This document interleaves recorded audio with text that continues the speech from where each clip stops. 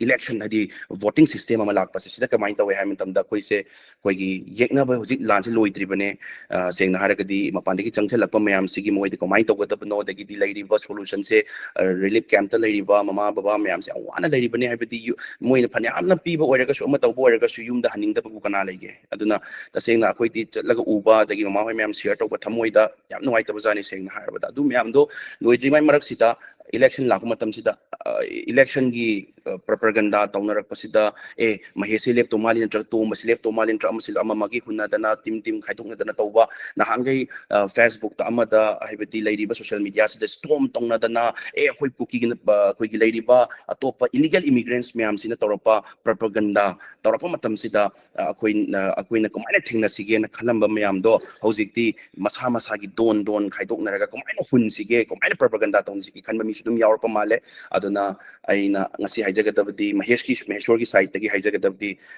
nachana na nauna sigi thabak sida kayung yauzaroi haibadi hunbagi thabak sida duga power di pai daba yadabani na tasena karigino hai matamda mayam na hangbi yawe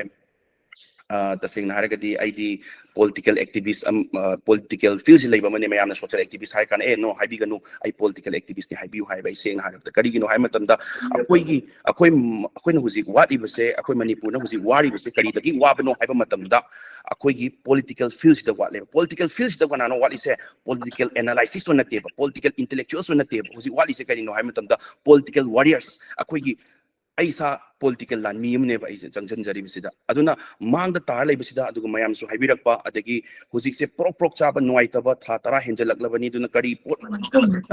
waba mayam se leirabani na akoina aigi cycle da thabak oi phone phangera phangoira aigi tobum thokpa doctor mathau nurse mathau it is my own responsibility ai responsibility ne phone phangaga dang asidi phone phangani asidi ai na tawri to oirani ai yam ngamba mi nian tawjaru ban chade chana sengna harapati ai gi site ki tang ngamjaba ai na kaido ba yage ko ai kai bibhak ta pai gi yage ko ai na political line na changjaru ni na ai si fields da kaido ba yage ko hai bagi pot da changjaba ne ta sengna haragadi da phone phangba yawi phangda ba yawi nuai ta ba yawi prok chak ba yawi ai na aduma oiramati ko kan khanjaba su dum yawe adubu paikado phone phangaroi na paikado parikhya do exam do phone phangaroi na pass tawraroi na thada bataraga di dum fail oi leitabani aduna akoi paikha thaba changi akoi larik pa ba changi akoi face tong exam do thingna ba changi aduna aduda exam do pass tawgera fail tawgera na khanbe ta kare di masagi hona jabana leire aduga masagi result to dum laksaga tamni phone yenga thabuk tawgadam natte aduna aigi site tagi dum changjaraga dum lakpane adu lakpasida mamangda tariba potse MP gi election taba aduda tabasida isagi ngasibu journey chatlakpasida aina thengnariba aigi feel lanmi aigi thongna pharabi chin nausing mayam ama ngamkhai ngai lojing loya ngai adu makhoi gi ngai ba magi bibhag tu dang angam ka thakta hona jari aigi mama imai ben sing chi temi mayam su mai ngam jaba thakta hona jari ai ngasi paibiriba ngasi hangi ba number 7 akoi gi story storm tarom doini mo su ngam jaba thakta akoi irei chakan da bayati ko lana sandok bayati ko na mayam tawbiram doidi ngam jaba site da ai su political site ta changje do changjaba sida MP mamanga tarame duna ai MLA ai isagi kendra da lecturer laigiba mi mani ai mai pa aude mayamna khangbi ai adu mai pa aude na ai tumina ai second tarabani na tumina phamdu oga laigata bai Maheshwar di natte ai ngamjaba site da ina changjabani mamang da MP election tarami tabasida kamai tawge haven tamda huji akoi gi lani watli si katai doi haijage and sungatang khanmina se pasi di ko family ngata nin ko hai Maheshwar ga smayam chai biro kem kai balaite na sina sanu pane naw pane khan bi kem kai balaite tasai na haragadi akoi na huji khan doisi kari no ham tamda there were many intellectuals akoi myam laigre political analysis myam laigre akoi na ngasi iram dam si dabo survival and existence question la ibsi kari dagi no khana se ngata ngatang khan se batu kari akoi na kari tawu bagi no akoi na kari soru bagi no komai tawro panno kana na ke do bagi no akoi na ngasi iram dam si dabo atopa jaga dam akoi maitai na ware ka hairak ta gadi kharabu atla to eba adu isagi lam si da isagi mafam sida isagi yum sida bu adyam wana lairiba survival and existence question nebala ise development do sa am thambigro adu di tawda badi ade but it is about the survival and existence question neba adu su kanano indigenous community gi aduna adugi question namala ibse kari dagi tawra pano habis ngatang chum leina se akoi wara ba ngatane ngatangi political agenda adu atam yam sa am thambigro adui kangu adu sa am thambigro ngatang khana sine akoi family mem akoi kaidagi badagi no koi na si phimam la ibse akoi na wari bise kari to wino jine bang dai na ba mathau tai ba aduna kai to walami analysis yam lai me ꯑꯈꯪ ꯑꯍꯩ ꯃꯌꯥꯝ ꯂꯩꯔꯝꯃꯦ ꯉꯥꯡꯕ ꯍꯩꯕꯁꯨ ꯃꯌꯥꯝ ꯂꯩꯔꯝꯃꯦ ꯂꯣꯏ ꯂꯩꯔꯝꯃꯦꯕ ꯋꯥꯠꯂꯝꯃꯤꯁꯦ ꯀꯔꯤꯒꯤꯅꯣ ꯑꯩꯈꯣꯏꯒꯤ ꯋꯥꯔꯤꯌꯔꯁ ꯇꯁꯦꯡꯅ ꯇꯧꯒꯦꯅ ꯇꯧꯕ ꯇꯁꯦꯡꯅ ꯆꯪꯒꯦꯅ ꯆꯪꯁꯤꯟꯕ ꯁꯄꯣꯁ ꯍꯣꯁꯄꯤꯇꯥꯜ ꯑꯃꯗ ꯑꯩꯒꯤ ꯏꯃꯥꯗꯨꯅ ꯏ ꯐꯪꯗꯗꯅ ꯏꯗꯣ ꯐꯪꯗ꯭ꯔꯦ ꯑꯩꯅ ꯆꯦ ꯊꯥꯔꯦ ꯍꯧꯖꯤꯛꯀꯤ ꯍꯣꯁꯄꯤꯇꯥꯜꯒꯤ ꯃꯦꯅꯦꯖꯃꯦꯟꯠ ꯇꯤꯝꯗꯨꯗ ꯏ ꯑꯃꯠꯇ ꯄꯤꯕꯤꯌꯨ ꯏꯃꯥꯒꯤ ꯍꯥꯏꯕ ꯃꯇꯝꯗ ꯏꯗꯣ ꯂꯩꯇ꯭ꯔꯦ ꯍꯥꯏꯔꯕ ꯃꯇꯝꯗ ꯑꯩꯗꯤ MLAꯅꯤ ꯑꯩꯗꯤ MP ꯅꯤ ꯅꯠꯇ꯭ꯔꯒ ꯑꯩꯗꯤ ꯑꯗꯨꯅꯤ ꯃꯤꯅꯤꯁꯇꯔꯅꯤ ꯑꯩꯗꯤ ꯏꯁꯥꯒꯤ ꯏꯒꯣ ꯑꯃ ꯂꯩ ꯑꯃꯨꯛꯇꯪ ꯍꯥꯏꯈ꯭ꯔꯗꯤ ꯂꯣꯏꯔꯦ ꯑꯃꯨꯛꯇꯪ ꯊꯥꯈ꯭ꯔꯗꯤ ꯂꯣꯏꯔꯦ ꯑꯃꯨꯛꯇꯪ ꯍꯥꯏꯈ꯭ꯔꯗꯤ ꯂꯣꯏꯔꯦ ꯑꯗꯨꯅ ꯏ ꯐꯪꯒꯦꯔꯥ ꯐꯪꯉꯣꯏꯔꯥ ꯗꯔꯀꯥꯔ ꯂꯩꯇꯦ ꯍꯥꯏꯕ ꯌꯥꯗꯦꯕ ꯏꯗꯣ ꯐꯪꯗꯕ ꯇꯥꯔꯒꯗꯤ ꯁꯤꯗ ꯏ ꯐꯪꯗ꯭ꯔꯗꯤ ꯀꯥꯏ ꯆꯠꯁꯤꯒꯦ ꯁꯤ ꯍꯣꯁꯄꯤꯇꯥꯜ ꯆꯠꯁꯤꯔꯥ ꯑꯇꯣꯞꯄ ꯍꯣꯁꯄꯤꯇꯥꯜ ꯆꯠꯁꯤꯔꯥ ꯑꯝꯇ ꯉꯥꯏꯈꯣ ꯑꯝꯇ ꯂꯥꯛꯑꯣ ꯑꯩꯈꯣꯏ ꯃꯃꯥ ꯀꯟꯗꯕ ꯌꯥꯗꯦ ꯍꯥꯏꯕ ꯄꯣꯠꯁꯦ ꯊꯃꯣꯏꯗꯒꯤ ꯂꯣꯏ ꯐꯥꯎꯔꯛꯀꯅꯦꯕ ꯑꯗꯨꯃꯥꯏꯅ ꯑꯃꯗ ꯌꯥꯗ꯭ꯔꯦ ꯑꯃꯗ ꯇꯧꯕ ꯑꯃꯗ ꯌꯥꯗ꯭ꯔꯦ ꯑꯇꯣꯞꯄ ꯑꯦꯅꯤ ꯖꯒꯥ ꯊꯣꯡꯁꯤ ꯊꯤꯜꯂꯝꯃꯦ ꯑꯗꯨ ꯇꯥꯔꯒꯗꯤ ꯀꯃꯥꯏꯅ ꯆꯪꯒꯅꯤ ꯁꯤ ꯄꯣꯠꯁꯦ ꯇꯧꯍꯧꯗ꯭ꯔꯒꯗꯤ ꯀꯩ ꯍꯥꯏꯗꯣꯏꯅꯣ ꯑꯩꯈꯣꯏ ꯃꯌꯥꯝꯅ ꯈꯜꯂꯦ ꯀꯩ ꯍꯥꯏꯗꯣꯏꯅೋ ꯄꯥꯔꯂꯤꯌꯥꯃꯦꯟꯠꯇ ꯆꯠꯂꯒꯗꯤ ꯂꯥꯎꯕꯒꯤ ꯊꯕꯛꯅꯤ ꯉꯥꯡꯕꯒꯤ ꯊꯕꯛꯅꯤ ꯂꯥꯎꯗꯕꯁꯨ ꯌꯥꯗꯦ ꯉꯥꯡꯗꯕꯁꯨ ꯌꯥꯗꯦ ꯕꯠ ꯑꯦꯠ ꯗ ꯁꯦꯝ ꯇꯥꯏꯝ ꯈꯟꯕꯤꯌꯣ ꯉꯥꯛꯇꯪ MP ꯂꯩꯔꯤꯕꯁꯦ ꯑꯅꯤꯅꯦꯕ ꯑꯅꯤ ꯑꯩꯈꯣꯏꯒꯤ 2 MP ꯂꯣꯛ ꯁꯚꯥꯒꯤ ꯁꯤꯠ ꯂꯩ ꯑꯃꯅ ꯑꯥꯎꯇꯔ ꯑꯃꯅ ꯏꯟꯅꯔ ꯂꯩꯔꯤꯕꯁꯦ ꯑꯗꯨ ꯇꯥꯔꯒꯗꯤ ꯏꯟꯅꯔꯒꯤ ꯔꯤꯄ꯭ꯔꯖꯦꯟꯠ ꯇꯧꯔꯤꯁꯤꯅ ꯑꯣꯟꯂꯤ 1 ꯁꯤꯠꯅꯦꯕ ꯑꯗꯨ ꯇꯥꯔꯒꯗꯤ ꯄꯥꯔꯂꯤꯌꯥꯃꯦꯟꯠꯇ ꯂꯥꯎꯕꯗꯨꯗꯪꯗꯨ ꯌꯥꯔꯗ꯭ꯔꯥ ꯑꯗꯨ ꯈꯟꯅꯕ ꯃꯊꯧ ꯇꯥꯏ ꯑꯗꯨꯅ ꯑꯩꯒꯤ ꯋꯥ ꯅꯠꯇꯦ ꯑꯩꯈꯣꯏꯅ ꯍꯥꯏꯖꯔꯤꯁꯦ ꯑꯩꯈꯣꯏꯅ ꯄꯥꯝꯃꯤꯁꯦ ꯀꯩꯅꯣ ꯊꯕꯛ ꯑꯣꯏꯅ ꯑꯣꯟꯊꯣꯛꯄ ꯍꯧꯖꯤꯛ ꯂꯥꯟ ꯂꯣꯏꯗ꯭ꯔꯤ ꯑꯩꯈꯣꯏ ꯌꯦꯜꯍꯧꯃꯤꯁꯤꯡꯁꯤꯒꯤ ꯆꯞ ꯃꯄꯨꯡ ꯐꯥꯕ ꯀꯣꯟꯁꯇꯤꯇ꯭ꯌꯨꯁꯅꯦꯜ ꯔꯥꯏꯠ ꯐꯪꯍꯟꯕ ꯃꯊꯧ ꯇꯥꯔꯤ ꯀꯔꯤꯒꯤꯅꯣ ꯍꯥꯏꯕ ꯃꯇꯝꯗ ꯁꯤ ꯏꯂꯤꯒꯦꯜ ꯏꯃꯤꯒ꯭ꯔꯦꯟꯠ ꯁꯤ ꯅꯠꯇ꯭ꯔꯒꯁꯨ ꯑꯇꯣꯞꯄ ꯑꯅꯧꯕ ꯀꯝꯃ꯭ꯌꯨꯅꯤꯇꯤ ꯏꯂꯤꯒꯦꯜ ꯏꯃꯤꯒ꯭ꯔꯦꯟꯠ ꯑꯃ ꯆꯪꯁꯤꯜꯂꯛꯑꯒ ꯃꯅꯤꯄꯨꯔ ꯊꯨꯒꯥꯏꯒꯦ ꯇꯧꯕ ꯃꯇꯝꯗ ꯑꯩꯈꯣꯏ ꯑꯗꯨꯝ ꯋꯥꯒꯅꯤ ꯑꯩꯈꯣꯏꯒꯤ ꯃꯄꯨꯡ ꯐꯥꯕ ꯀꯣꯟꯁꯇꯤꯇ꯭ꯌꯨꯁꯅꯦꯜ ꯔꯥꯏꯠ ꯐꯪꯗꯕ ꯇꯥꯔꯒꯗꯤ ꯑꯗꯨꯅ ꯑꯩꯈꯣꯏꯅ ꯀꯃꯥꯏꯅ ꯆꯪꯁꯤꯟꯒꯅꯤ ꯊꯕꯛ ꯈꯨꯗꯤꯡꯃꯛꯇ ꯌꯦꯠꯅꯅꯤ ꯊꯕꯛ ꯈꯨꯗꯤꯡꯃꯛꯇ ꯑꯦꯖꯤꯇꯦꯁꯟ ꯇꯧꯅꯤ ꯍꯥꯏꯕ ꯌꯥꯗꯦ ꯊꯕꯛ ꯈꯨꯗꯤꯡꯃꯛꯇ ꯑꯗꯨꯝ ꯂꯥꯎꯅꯅꯤ ꯍꯥꯏꯕꯁꯨ ꯌꯥꯗꯦ ꯑꯩꯈꯣꯏꯅ ꯀꯩ ꯍꯥꯏꯇꯥꯔꯦ ꯌꯥꯝ ꯐꯔꯦ ꯃꯍꯦꯁ꯭ꯋꯔꯁꯤ ꯌꯥꯝ ꯂꯥꯎꯈ꯭ꯔꯦ ꯌꯥꯝ ꯉꯥꯡꯈ꯭ꯔꯦ ꯄꯥꯔꯂꯤꯌꯥꯃꯦꯟꯠꯇ ꯍꯥꯏꯔꯒ ꯃꯍꯦꯁ꯭ꯋꯔꯁꯦ ꯀꯩ ꯍꯥꯏꯇꯥꯔꯦ ꯌꯥꯝ ꯉꯥꯡꯕ ꯍꯩꯔꯦ ꯍꯥꯏꯔꯒ ꯃꯍꯦꯁ꯭ꯋꯔꯒꯤ ꯄꯣꯂꯤꯇꯤꯀꯦꯜ ꯑꯦꯗꯚꯔꯇꯥꯏꯁ ꯇꯧꯕꯗꯨꯗꯤ ꯄꯥꯝꯗꯦ ꯇꯁꯦꯡꯅ ꯅꯆꯥꯅ ꯅꯥꯎꯅ ꯂꯦꯞꯄ ꯇꯥꯔꯒꯗꯤ ꯃꯍꯦꯁ꯭ꯋꯔꯅ ꯃꯥꯏ ꯄꯥꯛꯄꯗꯣ ꯅꯠꯇꯦ ꯑꯩꯒꯤ ꯄꯥꯝꯗꯝꯗꯤ ꯃꯥꯏ ꯄꯥꯛꯑ ꯃꯇꯨꯡꯒꯤ ꯔꯦꯗꯤ 1 2 3 ꯒꯣꯅ ꯆꯠꯄꯗꯨꯅꯤ ꯑꯗꯨꯅ ꯇꯁꯦꯡꯅ ꯍꯥꯏꯔꯒꯗꯤ ꯑꯩꯈꯣꯏꯅ ꯍꯧꯖꯤꯛ ꯇꯧꯒꯗꯕꯁꯦ ꯀꯔꯤꯅꯣ ꯍꯥꯏꯕ ꯃꯇꯝꯗ ꯃꯥꯏ ꯄꯥꯛꯑ ꯃꯇꯨꯡꯗ ꯑꯩꯈꯣꯏꯅ ꯀꯃꯥꯏꯅ internally lobby tawin achumba dini ko lobby have wakal lana kan bigano kumaina koi manung da changsan gani kumaina parliament law du dang natabda parliament law gre harga zero award pukhalaga toki badudi is different angle adun kumaina akoina every official process ta kumai option gadage kumaina akoi gi for that to hangadage yellow mi lady ba khundari ba myam si kumaina adugi damakta protected and kumai sem gadage habase intellectuals myam da bain tanaraga wa political warrior na sa haijabado adu thong thimba change tandabam changi ningai kanbam changi aigi dangwana til na sa den haijari se adu yesi yadribo na tawam changi karigino adu ne ba koi nuji wat pagi koi manipur wari se karigino haim adu tawdragadi as parliament lawgadi yare as koi Maheshwar pammaga thangdokre wa yam ngangre speaker duna chaibadagi ma se koi gi disciplinary action lawraga Maheshwar se pammaga thangdokre ka haragadi Maheshwar budi bam phawni ba aduna koi kaim kana hawroi habidi akoi kana hawgadabdi karino haim akoi sori ba wari ba mayam se kumaina lobby tawrakanda kumaina afabaromda akoina silli harakanda akoi gi damakta kumaina tahoggadabano haibase khaloggadabane basida dum thabak ani haiba leite duna aina karigumba ai wari se dum minikun sida dum ai haizerage mayamna khangning musu yaramgani mayamna ai karinungda kaidonungda aina yaw taragadi aina chat taragadi ai lepa taragadi ai kaidonungda opposition haibasida di tawroi karigino ai haizege si waro bibiyade si mayam tabiraga su ai kananta party hunjaroi I criticize to Togzeroi, I hun kanam hun basu pam jade, I hun I adu akoi adubu opposition hadis untuk Tawroi, karigino haizage.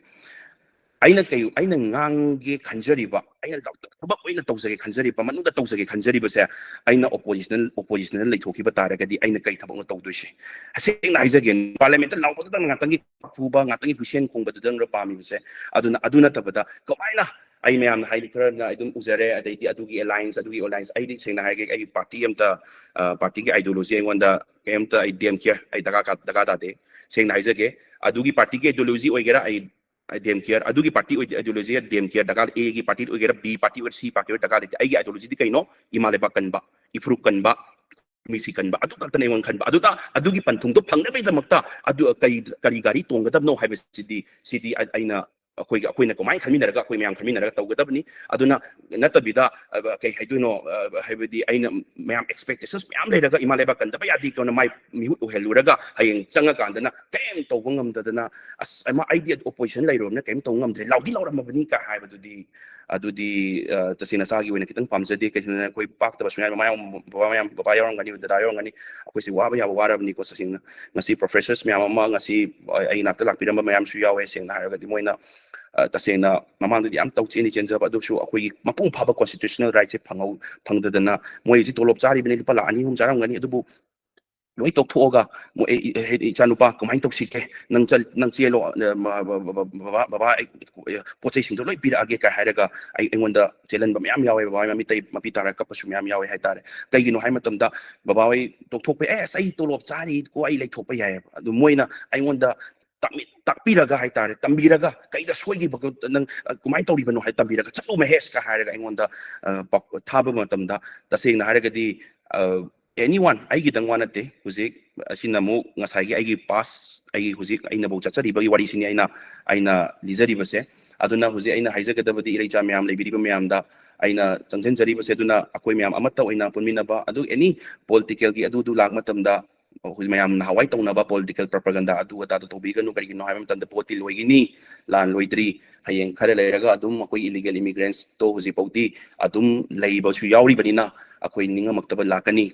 aina sumaina tharamdradi ko aina sumaina toramdradi koi masen marakta ngai daba yawe kai no haim tam da akoi na social media kai thagat ki ba hai base hayeng mina kudong chaba lodoi aduna nasa na nauna Maheshwar gi site di kai dum da tawzaroi tawsu tawroi aingonda yani mi na har ko matam da tawsu tawroi aina yam tin thingani ai gi site any mi ma ai gi team na toram yauraga su adu ngakpi u tawsu tawaloi kanam tana aduga atopas si kai no haim tam da koi na si khana haudraga di hayeng last ta akoi masen sigidi vote ti loigini kananom na ka gi ba ya adu da hayeng leihoriba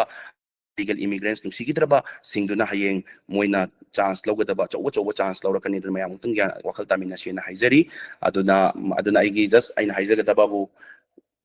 tawning ba thabak mayam lay tasengna ay yari gay de kay tawningi no haiba mayam adudi different angles dagi tawgadaba semgadaba changgadaba mayam lay adugi lalong dudi ngasi social network mayam ama live thabo oribnina yengna ba sudum yengam bayai aduna yadudi de haizara roige tawgadaba thabak mayam lay thingadaba thong mayam am lay tasengna sidi ikai khangdaba mathau tai mayam thaba mathau tai tasengna yaraktre ai appointment am thagre phanga e kaino phangta tu e kaino ai gi su isai izat ama lay ko haiba matam nate manipur mai chaibani ima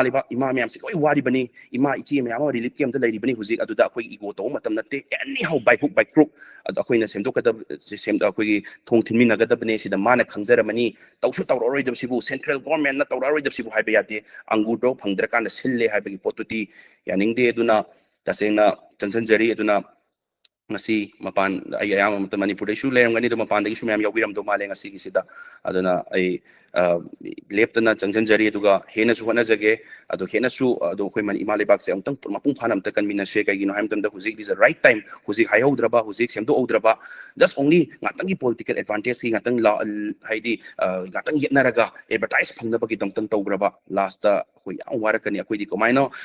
tawrakanda akoi gi forda akoi gi forda akoi lady mayam sigi forda akoi achumba gi forda komaina manungda semdo ogadabano komaina digi planning togadabano adigi ningai komaina togadabano haibase adom doina tachuna phai with the advice of the all political analysis intellectuals professors mayam gi advice yaurakanda adu ngamba mathau tai aduna adugi chang ai gi oinadi mayam su ngamba lebiramgani adu ai gi oinadi adu the man oina tawraga changchan jagen khale mayam Mahesh nang sima oidri bodi halakanu ko haiba pota anyhow tawraga halak tabida adu ngamnaba changchan gi ba adune nasana naw pamjari se adudagi ne mayam di khalongani adu unabada ai gi party sinarga unaramba ya adu unaramba ya khanba mi sudum yarongani do ai haizege na tasengna haragadi ai gi party siznaraga ai unabasu dum yawi party sizna dabida unarsu yawi ai ngonda leba potuni ni use story se aina RPI siznaraga unabasu yawi RPI siznaraga yarakta basingduna komaina magi right hand magi left hand komai phara kanda komai tawsige haibaso adusu changjanjaba yawi mayamna RPI dang dagi tawroge kai khalamba yai natte aduna aina kota sasaba dagi di first ai rasna sing unabasu ai magi right hand gi through the kanna takman madagi moy yumda chatlaga unabani kai gino sidi yatre he amtang ai site gi amta report amtang pizagi hana chatlaga chachagi bane duna ai gi ai ngamjaba ai gi pota leiba tune ni sizinara ka toise ai gi pota ai gi mangda huran bama changeng khalone draga mi ma hatpala eng khalone adu tadi aina inakta lere makulai du sina tamni ai gi di aduna any leira kan sida akoi gi yung ka loba isagi punsi khalo ma thau tai du maina ai gi malai bak any kanbasida ai gi mangda taba ai gi khutta leiba any khulai mi sizinaraga amma bu aramu adu da party don adu da ka kem ta de ꯑꯗꯨꯗ ꯏꯁꯥꯒꯤ ꯂꯩꯖꯕ ꯈꯨꯠꯂꯥꯏꯗꯨ ꯁꯤꯖꯤꯟꯅꯔꯒ ꯀꯃꯥꯏꯅ ꯑꯆꯨꯝꯕꯗ ꯇꯧꯍꯧꯁꯤꯒꯦ ꯀꯃꯥꯏꯅ ꯑꯩꯈꯣꯏꯒꯤ ꯑꯆꯨꯝꯕꯗꯣ ꯍꯥꯏꯍꯧꯁꯤꯒꯦꯅ ꯈꯜꯂꯒ ꯆꯠꯆꯕꯅꯦ ꯑꯗꯣ ꯁꯤꯗ ꯂꯩꯕꯤꯔꯤꯕ ꯃꯌꯥꯝꯅꯁꯨ ꯑꯗꯨꯝ ꯍꯦꯟꯅ ꯍꯦꯟꯅꯁꯨ ꯃꯉꯣꯟ ꯄꯤꯕꯤꯌꯨ ꯀꯩꯅꯣ ꯍꯥꯏꯕ ꯃꯇꯝꯗ ꯑꯌꯦꯠ ꯑꯄꯟꯁꯤ ꯃꯌꯥꯝ ꯂꯥꯛꯀꯅꯤ ꯂꯥꯛꯁꯨ ꯂꯥꯛꯄ ꯍꯧꯔꯤꯕꯅꯤ ꯅꯣꯠ ꯄꯣꯂꯤꯇꯤꯀꯦꯜꯂꯤ ꯑꯥꯏ ꯑꯦꯝ ꯁꯦꯌꯤꯡ ꯇꯣꯉꯥꯟꯕ ꯍꯥꯏꯕꯅꯤꯀꯣ ꯑꯩꯅ ꯍꯥꯏꯖꯕꯗꯤ ꯑꯗꯨꯗ ꯂꯥꯛꯄ ꯑꯣꯏꯕ ꯃꯌꯥꯝꯗ ꯃꯃꯥ ꯂꯩꯕꯤꯔꯤꯕ ꯕꯕꯥ ꯂꯩꯕꯤꯔꯤꯕ ꯏꯆꯤꯜ ꯏꯅꯥꯎ ꯂꯩꯕꯤꯔꯤꯕ ꯃꯌꯥꯝꯗ ꯂꯦꯞꯇꯅ ꯃꯉꯣꯟ ꯄꯤꯕꯤꯌꯣ ꯄꯨꯁ ꯑꯞ ꯇꯧꯕꯤꯌꯣ ꯀꯩꯒꯤꯅꯣ ꯑꯩꯅ ꯐꯅꯌꯥꯝ ꯇꯧꯖꯔꯒꯁꯨ ꯑꯩꯅ ꯐꯅꯌꯥꯝ ꯆꯪꯖꯔꯒꯁꯨ ꯃꯅꯤꯡꯗꯒꯤ ꯂꯦꯞꯄꯤꯗ꯭ꯔꯒꯗꯤ ꯑꯩꯅ ꯇꯧꯕ ꯃꯄꯨꯡ ꯐꯥꯅ ꯇꯧꯕ ꯉꯝꯃꯣꯏꯗꯣꯔꯤꯕꯅꯤ ꯌꯥꯝꯅ ꯀꯟꯅ ꯍꯥꯏꯕ ꯉꯝꯃꯣꯏꯗꯣꯔꯤꯕꯅꯤ ꯍꯥꯏꯇꯥꯔꯦ ꯑꯗꯨꯅ ꯃꯌꯥꯝ ꯂꯦꯞꯇꯅ ꯃꯉꯣꯟ ꯄꯤꯕꯤꯌꯣꯅ ꯍꯥꯏꯖꯔꯤ ꯃꯌꯥꯝꯗ ꯃꯌꯥꯝ ꯀꯩ ꯍꯥꯏꯅꯤꯡꯕ ꯀꯣꯏꯁꯟ ꯍꯪꯕ ꯌꯥꯒꯗ꯭ꯔꯣ ꯑꯣꯖꯥ ꯑꯩ ꯑꯝꯇꯪ ꯍꯥꯏꯖꯔꯛꯀꯦꯀꯣ ꯑꯗꯨꯒ ꯑꯣꯖꯥ ꯃꯍꯦꯁꯋꯔꯒꯤ ꯊꯝꯕꯤꯔꯤꯕ ꯋꯥꯐꯝꯁꯤ ꯌꯥꯝꯅ ꯏꯃꯣꯁꯅꯦꯜ ꯑꯦꯟ ꯇꯆꯤꯡ ꯑꯦꯟ ꯔꯤꯌꯦꯂꯤꯁꯇꯤꯛꯇ ꯊꯝꯕꯤ ꯌꯥꯝꯅ ꯃꯌꯦꯛ ꯁꯦꯡꯅꯁꯨ ꯊꯝꯕꯤ ꯑꯗꯨꯒ ꯑꯣꯖꯥꯗ ꯑꯩꯈꯣꯏꯅ ꯔꯤꯀ꯭ꯋꯦꯁ ꯇꯧꯖꯅꯤꯡꯕꯁꯤ ꯑꯩꯈꯣꯏꯅ ꯍꯥꯟꯅ ꯂꯧꯖꯔꯛꯄ ꯒꯨꯒꯜ ꯁꯤꯠꯇ ꯒꯨꯒꯜ ꯐꯣꯔꯝꯒꯤ ꯈꯨꯠꯊꯥꯡꯗ ꯀꯣꯏꯁꯟ ꯋꯥꯍꯪ ꯈꯔꯁꯨ ꯂꯧꯖꯩ ꯑꯗꯨꯒ ꯑꯩꯈꯣꯏꯒꯤ ꯍꯧꯖꯤꯛ ꯍꯧꯖꯤꯛ ꯑꯣꯟ ꯗ ꯁ꯭ꯄꯣꯠ ꯌꯥꯎꯕꯤꯔꯤꯕ ꯆꯥꯎꯔꯥꯛꯅ ꯑꯩꯈꯣꯏ ꯈꯨꯠ 10ꯒꯨꯝꯕꯁꯨ ꯊꯥꯒꯠꯄꯤꯔꯤ ꯑꯗꯣ ꯑꯣꯖꯥꯒꯤ ꯁꯨꯇꯦꯕꯜ ꯑꯣꯏꯕ ꯑꯣꯏꯅ ꯑꯣꯖꯥꯒꯤ ꯃꯣꯠ ꯑꯝꯇꯪ ꯍꯪꯖꯒꯦ ꯒꯨꯒꯜ ꯐꯣꯔꯝꯒꯤ ꯀꯣꯏꯁꯟꯒ ꯈꯨꯠ ꯊꯥꯡꯒꯠꯄꯒꯁꯤꯒ ꯑꯅꯤꯁꯤ ꯑꯗꯨꯝ ꯑꯅꯤꯒꯨꯝꯕ ꯂꯧꯁꯤꯔꯥ ꯑꯣꯖꯥꯒꯤ ꯃꯣꯠ ꯑꯝꯇꯪ ꯐꯣꯡꯗꯣꯛꯄꯤꯌꯨ ꯑꯩꯒꯤ ꯑꯣꯏꯅꯗꯤ ꯑꯩ ꯁꯦꯡꯅ ꯍꯥꯏꯔꯒꯗꯤ ꯉꯁꯥꯏ ꯑꯩꯅ ꯍꯥꯏꯖꯕꯗꯣ ꯑꯩ ꯌꯥꯝ ꯍꯦꯟꯅ ꯇꯧꯅꯤꯡꯕꯅꯤ ꯉꯁꯤ ꯑꯗꯨꯕꯨ ꯉꯁꯤ ꯌꯥꯝ ꯊꯨꯅ ꯍꯥꯏꯗꯤ ꯍꯥꯏꯕꯤꯔꯛꯄꯗꯨꯗ ꯑꯩ ꯉꯁꯤꯃꯛꯇ ꯍꯦꯛ ꯇꯧꯅꯤꯡꯉꯦꯅ ꯍꯥꯏꯖꯕꯗꯨꯅꯤ ꯑꯗꯨꯕꯨ ꯑꯩꯒꯤ ꯄ꯭ꯔꯣꯒ꯭ꯔꯥꯝꯁꯦ ꯈꯤꯇꯪ ꯁ꯭ꯀꯦꯗꯨꯜ ꯑꯃ ꯂꯩꯕꯗ ꯄꯨꯡ ꯑꯃꯗꯒꯤ ꯉꯥꯛꯇꯪ ꯍꯦꯜꯂꯔꯣꯏꯁꯤꯅ ꯑꯗꯣ ꯃꯇꯨꯡ ꯇꯥꯔꯛꯄꯁꯨ ꯌꯥꯝ ꯇꯣꯏꯅ ꯑꯗꯨꯝ ꯎꯅꯅꯕ ꯁꯤꯟꯃꯤꯟꯅꯁꯦ ꯑꯗꯣ ꯌꯥꯔꯒꯗꯤ ꯉꯁꯤ ꯂꯩꯔꯤꯕ ꯃꯤ 1000 ꯀꯩꯁꯨ ꯑꯣꯏꯔꯝꯃꯣꯏ ꯌꯥꯔꯒꯗꯤ ꯑꯩ ꯅꯝꯕꯔꯁꯨ ꯁꯤꯌꯔ ꯇꯧꯅꯔꯒ ꯏꯄꯥ ꯏꯆꯥ ꯏꯆꯤꯟ ꯏꯅꯥꯎ ꯂꯣꯏꯅꯃꯛ ꯑꯩꯒ ꯗꯥꯏꯔꯦꯛ ꯄꯥꯎ ꯐꯥꯎꯅꯅꯕꯁꯨ ꯑꯗꯨꯝ ꯇꯧꯖꯒꯦ ꯍꯥꯏꯕꯗꯤ ꯉꯁꯤ ꯋꯥꯔꯤ ꯁꯥꯟꯅꯕ ꯗꯥꯏꯔꯦꯛ ꯑꯣꯏꯍꯧꯗꯕꯗꯣ ꯐꯣꯟ ꯅꯝꯕꯔ ꯁꯤꯌꯔ ꯇꯧꯔꯒ ꯕ꯭ꯔꯗꯔꯒꯤ ꯊ꯭ꯔꯨꯗꯒꯤ ꯑꯃ ꯇꯧꯔꯁꯨ ꯀꯩꯝ ꯀꯥꯏꯕ ꯂꯩꯇꯦ ꯑꯗꯨꯒ ꯊꯨꯅ ꯑꯃꯨꯛ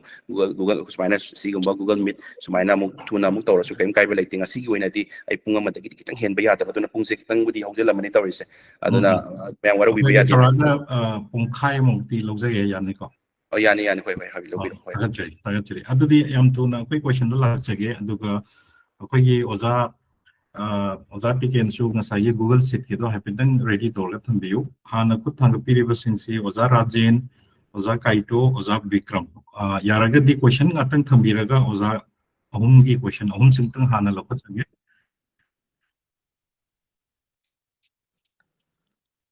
ꯑꯩ ꯍꯪꯖꯕ ꯌꯥꯔꯅꯤꯀꯣ ꯑꯩ ꯔꯥꯖꯦꯟ ꯋꯥꯍꯦꯡꯕꯝ ꯑꯩ ꯁꯤꯡꯖꯃꯩꯗꯒꯤ ꯑꯣ ꯇꯥꯃꯣ ꯀꯧꯗꯣꯏꯔꯥ ꯀꯀꯥ ꯀꯧꯗꯣꯏꯔꯥ ꯌꯥꯔꯦ ꯑꯗꯨꯝ ꯃꯍꯦꯁ ꯑꯗꯨꯝ ꯍꯥꯏꯔꯒꯦ ꯑꯩꯁꯨ ꯑꯗ ꯃꯍꯦꯁ ꯑꯩꯅ ꯍꯪꯖꯅꯤꯡꯉꯤꯁꯤ I think Manipursi huzik my personal view that this is not the right time to do vote haidi akhoi gi relief came the sumayam leri mohoi laga vote thada ba haibadu I think it will be very sentimental issue ada karigumba adagi moza mahesona tawriba adagi atopa contender sida akhoi na huzik vote is a choice the choice matam sida da sana ani da karigumba choose tawro haiba taragadi I think akhoi na choose tawning da matam sida da choose tawro haiba matam sida I think akhoi da confusion na mathoi haibadi akhoi amta manghan ning da ba oza maheswar da so akhoi yamna thajana oza maheswar na tawbiri ba thabak sida so akhoi yamna pamja ba adagi atopa oza bimol sulep kani hari aduna karigumba haidi public na aki oza bimol na tragana maheswar saromda nabani da choose tawraga I think atmi amba khaktang thadho wana karigumba this condition si lak matamda oza maheswar na kari reply pi ga dage haibaduni aigi question se